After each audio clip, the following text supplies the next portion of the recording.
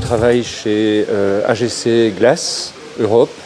C'est une société qui produit et qui transforme du verre plat à destination principalement du secteur de la construction, donc c'est le verre extérieur, mais également le verre intérieur pour la décoration. Et le secteur de l'automobile est très important chez nous également. On produit également pour le solaire et pour les industries spécialisées. C'est une société qui occupe en Europe 13 500 personnes.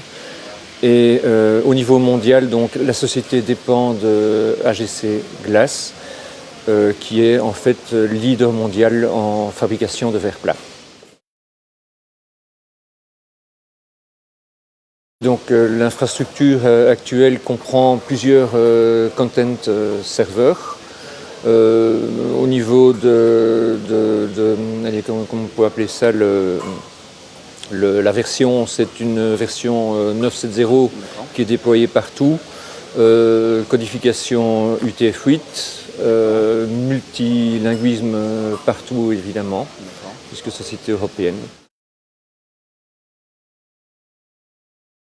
Nous avons tous les jours à peu près 1000 utilisateurs connectés pour 4000 potentiels.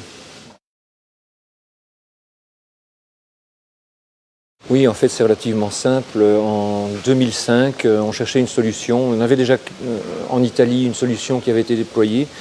Et on a, sur base de ça, dégagé un cahier de charges assez précis. Et c'est OpenText qui répondait le plus, qui était le plus proche de nos souhaits, de notre demande. Et en fait, on est très satisfait de ce choix, car on a pas mal développé nous-mêmes et on a une très bonne expertise des outils OpenText à ce jour.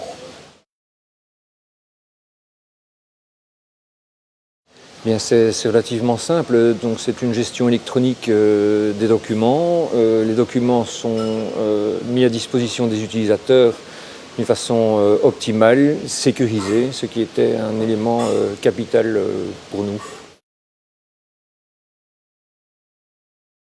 Oui, le futur en fait est déjà là. On a acquis l'année passée le module CLM qui nous permet maintenant de faire de l'archivage et de l'archivage légal, de faire du record management. Avant, par exemple, les documents étaient sur le site mais n'étaient jamais retirés.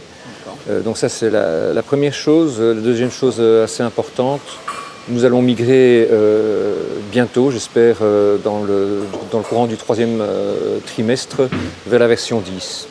Et pour l'année prochaine, on prévoit d'intégrer les produits OpenText à la suite SharePoint.